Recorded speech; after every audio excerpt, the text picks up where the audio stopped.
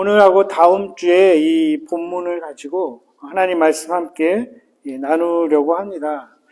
오늘 본문은 많이들 아시는 참 중요한 그러한 이야기입니다. 니고데모라는 사람이 한밤중에 예수님을 찾아오죠. 니고데모는 바리새인이었습니다. 바리새, 페리시라는 뜻은 구별된다는 뜻이죠.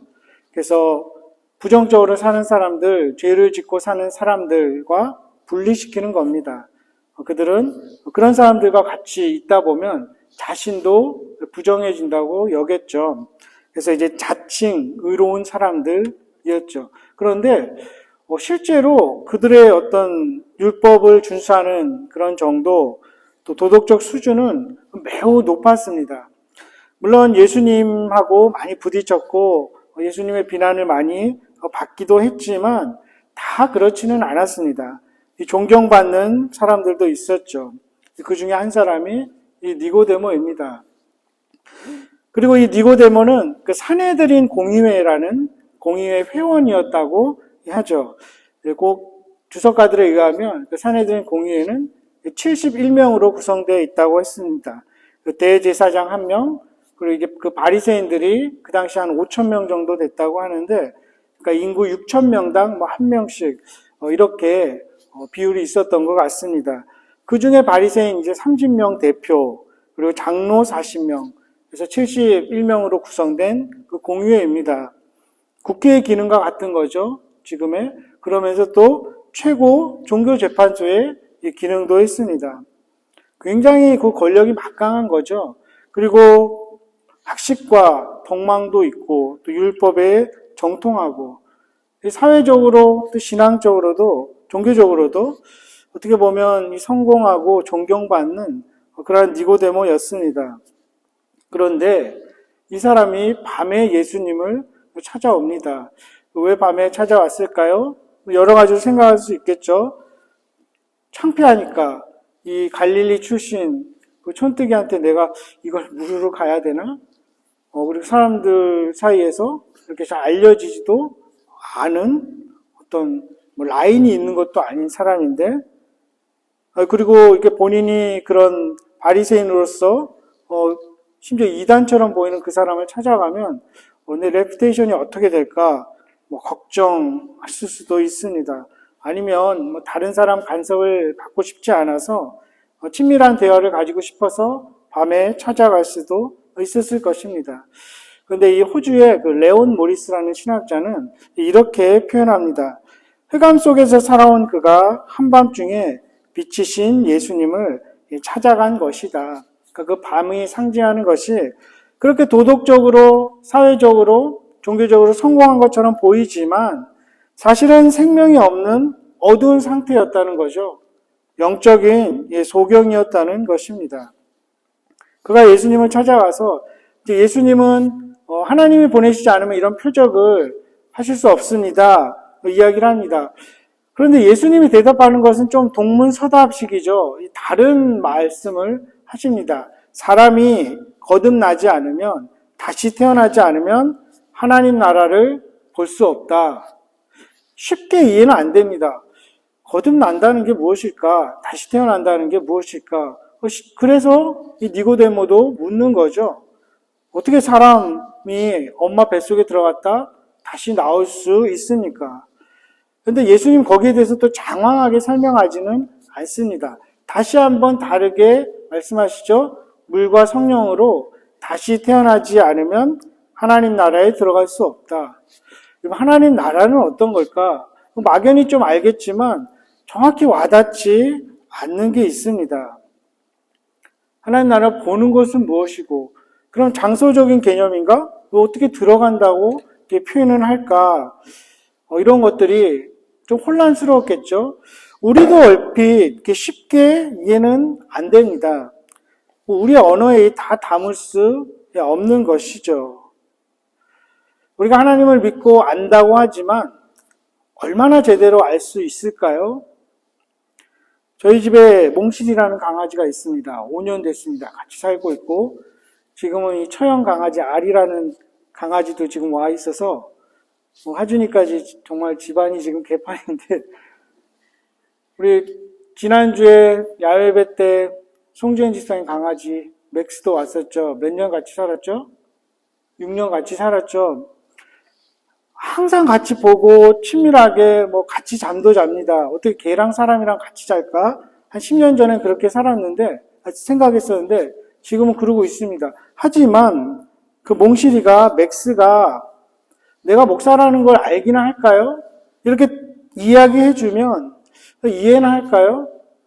그렇게 송 집사님과 오래 살은 그 맥스가 송 집사님 반주하는 거는 알까요? 그 키보드를 알려주면 얼마나 이해할까요? 하물며 그 크신 하나님이 우리와 함께 하시지만 우리가 알고 믿지만 얼마나 이해할까 싶은 거죠. 니고데모 역시 율법에 정통하고 성경을 잘 알았다고 하지만 전혀 지금 대화가 안 되고 있는 것입니다. 예수님께서 표적을 보이시면서 하나님 나라를 가리켜 보였지만 과연 몇 명이나 예수님이 가리키는 그 표적, 그 하나님 나라를 보았을까요? 그 하나님 나라에 더 들어갈 수 있을까요? 이 거듭난다는 것, 또 하나님 나라 이런 것들이 어려운 이유는 작년 성탄절 때 잠깐 이 본문을 나누기도 했는데 거듭남에 대해서 성경이 많이 가르쳐 주지는 않습니다. 그리고 하나님 나라에 대해서도 계속 나오지만 구약이 조금 다른 것 같고 신약이 조금 다른 것 같은 그런 것들이 있습니다. 예수님께서 물과 성령으로 거듭나야 한다는 것 우리가 쉽게 이해할 수는 있습니다. 아주 모르진 않겠죠. 물로 거듭나는 것, 세례라는 표식이겠죠. 하지만 물로 세례를 받는다고 우리가 다 갑자기 하나님 나라를 보거나 하나님 나라에 자동적으로 들어가는 건 아니지 않습니까? 그래서 성령 세례를 이야기하기도 합니다.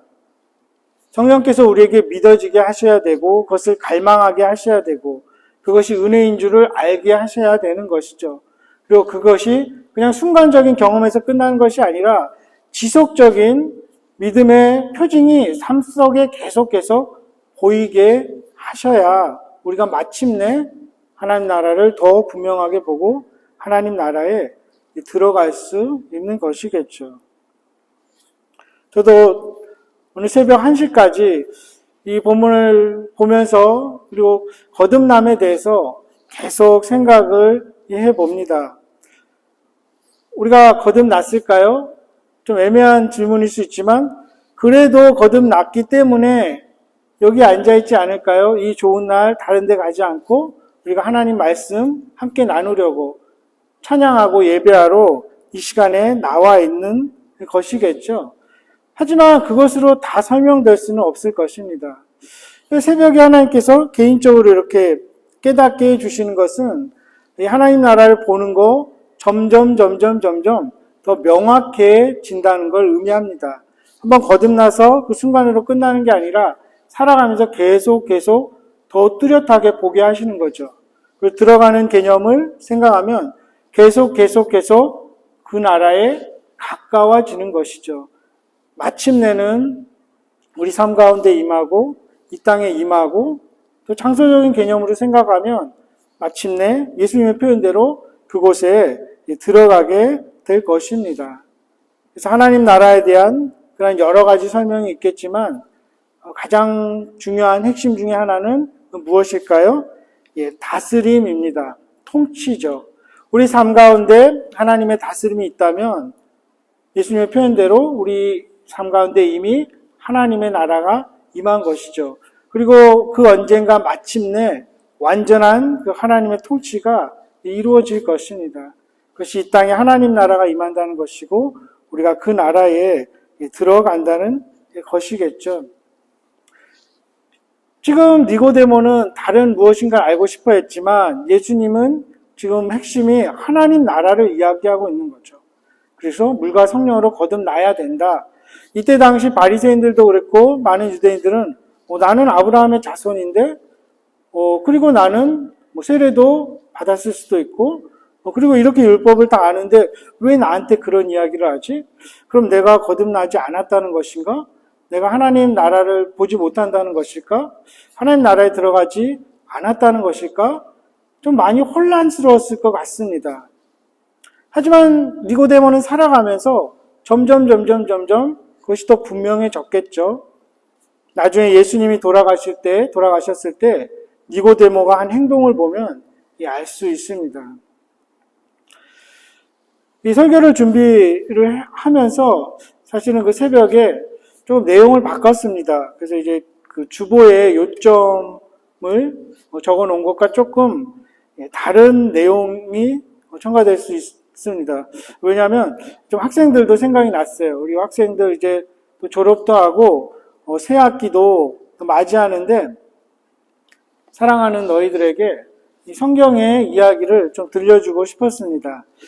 그 이야기는 열왕기상 20장에 나오는 그리고 17장에 나오는 엘리야라는 선지자의 이야기, 그 다음에 그와 항상 부딪혔던 아합 왕, 그리고 그의 왕비였던 이세벨, 들어본 사람도 있을 것입니다.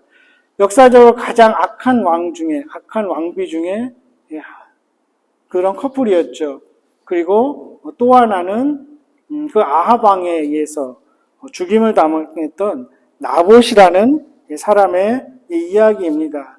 왜 그런 이야기를 들려주고 싶냐면 이 하나님 나라라는 것, 제가 알게 하신 것이 계속 분명하게 또 보여질 것입니다. 그리고 계속 그 나라에 가까이 가게 될 것이죠. 근데 자동적으로 시간이 지나면 그렇게 되는 것이 아니라 우리에게 주어진 의무와 책임이 있는 것입니다. 그리고 이제 우리 학생들 살아갈 때에 그것을 인식하면서 세상의 가치관을 계속 버리는 것입니다. 그리고 하나님 나라의 방식을 계속 받아들이는 것입니다. 하나님 나라의 방식을 받아들였던 그 한 사람을 지금 이야기해 주려고 합니다. 이 구약 성경에 보면 열왕기상 20장에 오늘 가서 꼭 읽어보세요. 그렇게 길진 않습니다. 거기서 이제 아합 왕이라는 사람이 나오고 나봇이라는 사람이 나옵니다. 이 아합 왕은 그 북이스라엘, 그러니까 남북으로 이스라엘이 갈렸는데 북이스라엘의 7번째 왕이었습니다.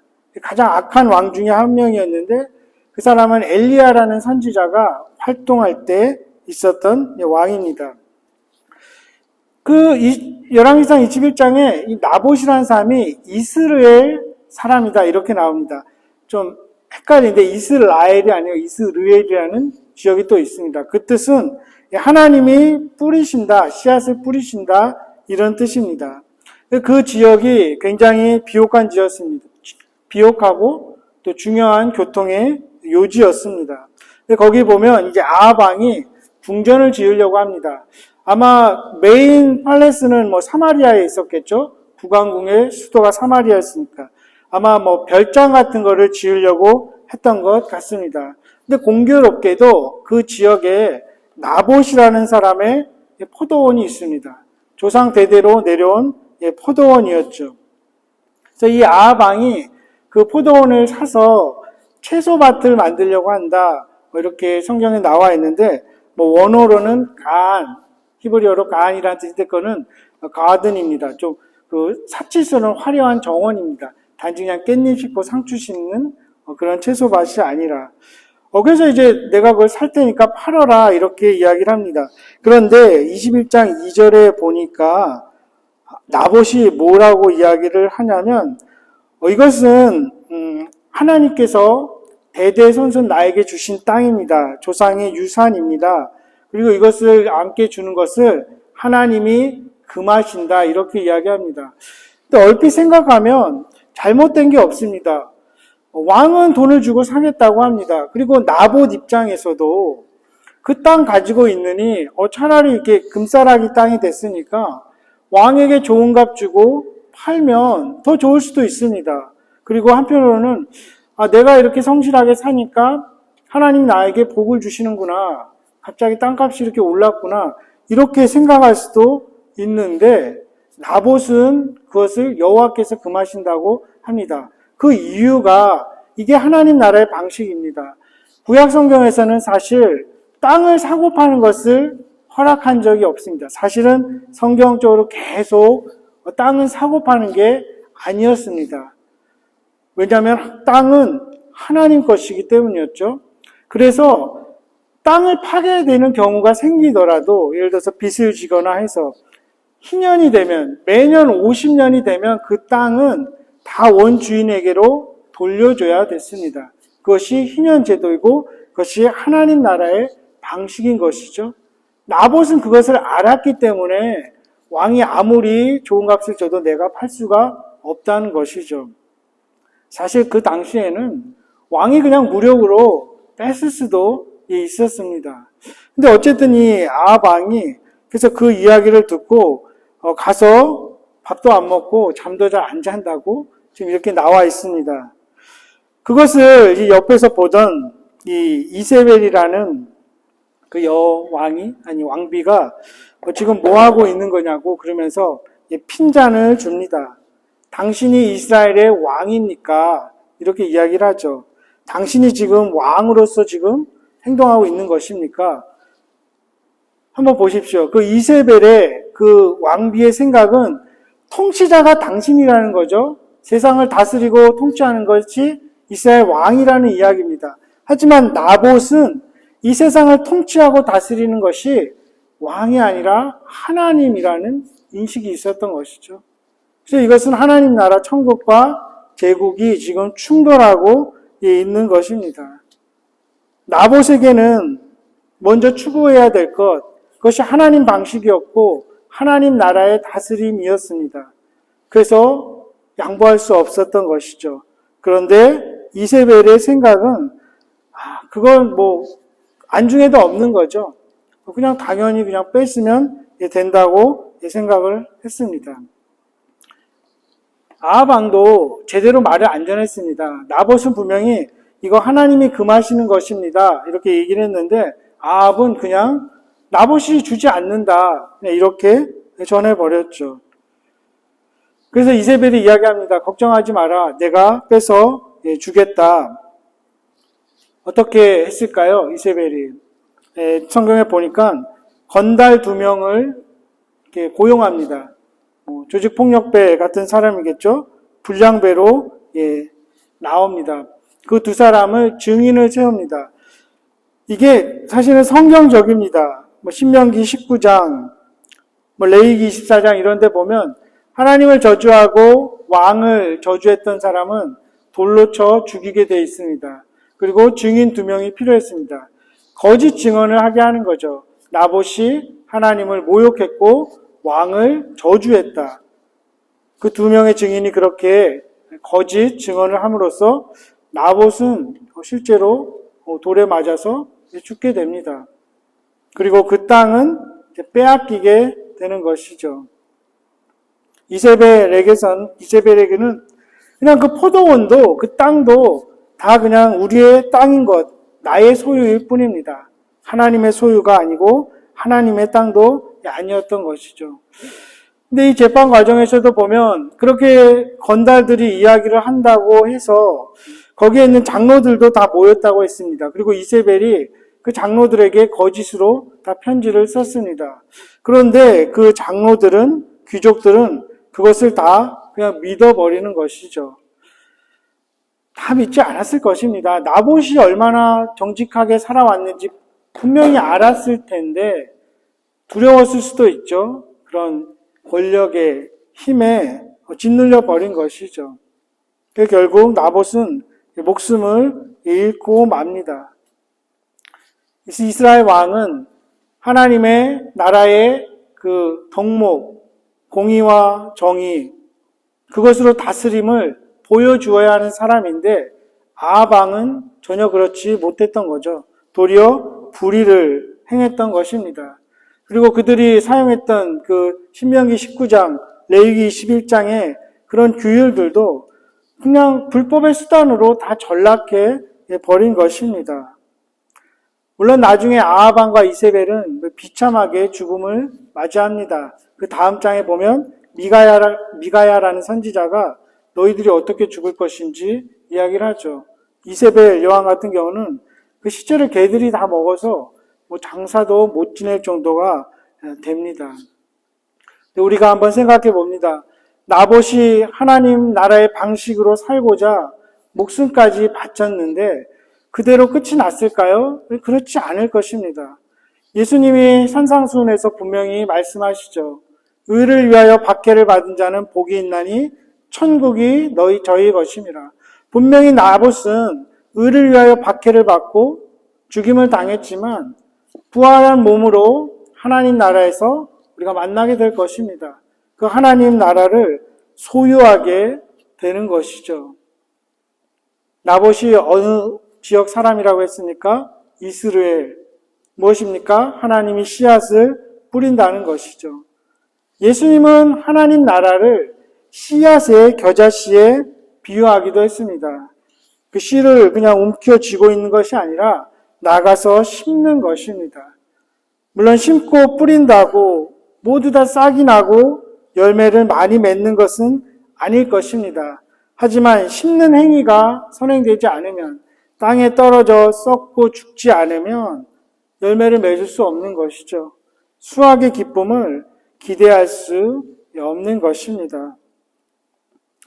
여러분들이 이제 살아갈 때에 하나님 나라 방식으로 살아가다 보면 굉장한 어려움에 부딪힐 수도 있을 것입니다. 그때 여러분들은 그 어떠한 힘에 짓눌리지 않고 하나님 나라 방식을 선택하며 살아가기를 소망합니다. 이 아하방과 부딪혔던 한 사람, 엘리야 선지자라고 있습니다. 참 유명한 선지자죠. 하나님 나라 방식으로 산다고 이렇게 다 죽임당하고 사라져버리는 것은 아닙니다. 열왕기상 17장에 보면 이 엘리야가 어느 지역에 사르밧이라는 지역에 가서 한 과부를 만납니다. 근데 그 지역에 극심한 가뭄이 듭니다. 먹을 것이 없어서 고통받고 있습니다. 그때 엘리야 선지자가 나타나서 그 힘들고 어렵게 살아가는 과부에게 먹을 것을 좀 달라고 합니다. 본인 먹을 것도 없는데 그 과부는 그래도 낯선 사람을 대접하라는 하나님 말씀을 받아들여서 이제 마지막 식량을 그 낯선 사람에게 주고 이제 죽음까지도 각오하게 됩니다. 그러나 그때 하나님은 그 사르밧 과부의 기름통 그리고 떡 가루가 떨어지지 않도록 역사해 주셨습니다. 그들을 굶어 죽게 하지 않으셨습니다.